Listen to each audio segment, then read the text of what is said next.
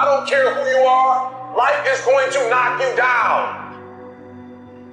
Listen to me, many of you right now, life's got you up against the rope, and you got to do me a favor. Like, you can't give up, you can't give in. Pain is temporary. Pain is your friend. Pain is going to take you to the next level. When you going through pain, I know what you feeling. I know exactly, because I've been there, I've done that, but you got to work through it. And the reason why most of you are not successful is because every single time stuff not going your way, you give up, you quit, you let go, and people feel weakness. They feel it. You can feel when somebody's not committed, when they're not all in, when they're not dedicated. And there's another level you get to when you go all in. Winners win and losers lose. There are going to be times that you're going to be wondering, why should I keep showing up and working my business? Why should I keep at it? Why should I keep showing up to the conventions? Why should I keep picking up the phones and making the phone calls? Why should I keep fighting for my goals and fighting for my dreams? And what I want to remind you is that you got to show up for your life regardless of the circumstances. You got to show up in spite of the naysayers. You got to show up in spite of the conversation going on in your mind. You got to show up for your life, because if you don't, nobody else will. If you want unreasonable results in your life, you've got to be willing to be unreasonable. Part of being unreasonable, you don't judge according to appearances. Part of being unreasonable, you can see it because you believe it. You must have the faith to call forth those things that be not as though they were. You've got to decide, I deserve this, and I'm going to have it. You've got to say yes to your life. You've got to say yes. Yes to my dreams. Yes to me. Yes, I can make it. Yes, I can. Doesn't matter how many failures I've made. Doesn't matter how many mistakes I've endured. Doesn't matter about my defeats. Doesn't matter about what I've done.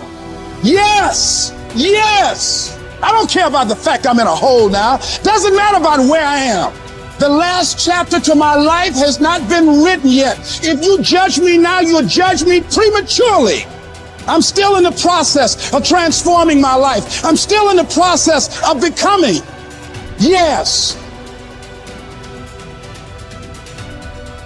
The brilliance of Thomas Edison was not in his mind. It was something much more ordinary and often much less respected. I've got no imagination, he once said.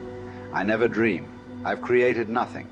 If you're someone who doesn't like Edison, you might think that this is Edison admitting to stealing his inventions from other, more brilliant inventors, like Nikola Tesla. Not quite, but he did readily concede that most of the credit belonged to something other than his brain. The genius hangs around his laboratory day and night, Edison said. If anything happens, he's there to catch it. If he wasn't, it might happen just the same. Only it would never be his. What he's talking about is showing up.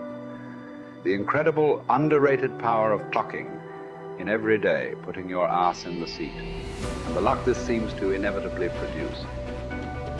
Edison lived in his laboratory and never missed a day. Like Gehrig, even when he was sick, when he was tired, or when visited by tragedy or disaster. The modern conveniences we can trace to his lab den owe far more to his body than his brain, to the compounding power of consistency rather than sheer brilliance. It wasn't about inspiration. It was about getting to work, show up and try.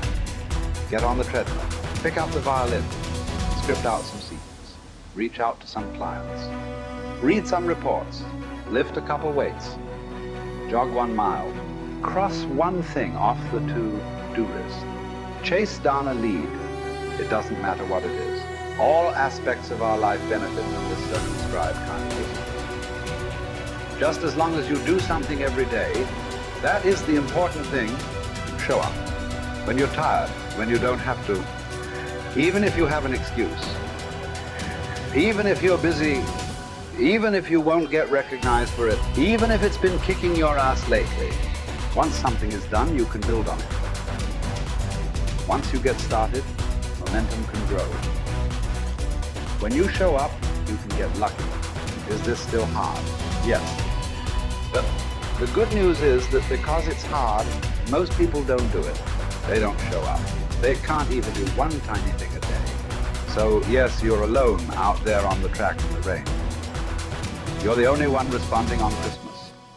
But having the lead is, by definition, a little lonely. This is also why it's quiet in the morning. You have the opportunities all to yourself. Don't worry about setting any records. Just report for duty.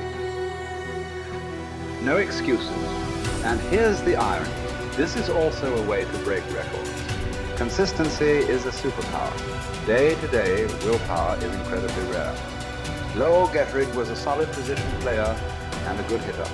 But his success really was rooted in the fact that he didn't miss many days of work. It's quite likely that had he continued at his normal pace and not been stricken with R's, that he would have put up career numbers that surpassed Babe Ruth. Gettrig wasn't just able to show up despite injuries and fatigue. He also had to push through ennui, doubt, and just plain not feeling it. He had slumps like we all do, but he also understood what they meant. As a minor leaguer, he had struggled at the plate and thought about quitting.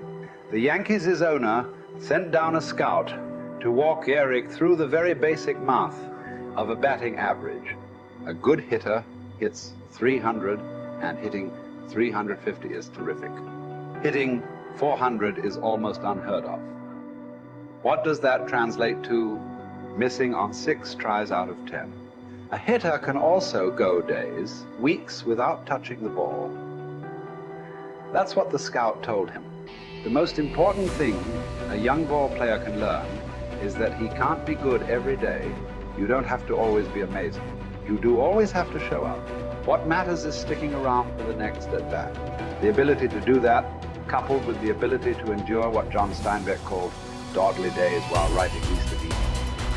Those days when everything seems out of whack, when you're just not feeling it, when the distractions won't stop, is the first step to greatness, literally. You cannot be great without the self-discipline to do that. One thing a day adds up.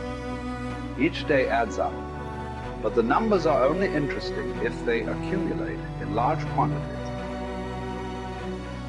You guys that are just getting started, you're not going to start right here. You're going to start down there, probably in another city, another town. I grew up in Lake Charles, Louisiana, no money, raised by a single mother. I was in debt at 25 years old. First thing that I had to do in my life was not learn a new skill. First thing I had to do to get my life moving in the right direction was self-development. It is vital. It was vital for me that I improved myself and I could start depending upon me. I had to show up every day with some rituals, some disciplines, and start getting myself to trust me, not trust others, but trust myself to do the right thing every day. One of the things that I started doing was beating the sun up every morning. I'm going to beat that sun up every morning so that I have the discipline and the control over my life. So I knew, hey, before that thing pops, I'm going to pop. I'm going to get out of bed, depend on myself, get up at the same time every day. And for me, that time, regardless of where I was beat that sun up. No matter where I am, I'm going to beat that thing up. So it gives me a sense of control over my own life. Second thing,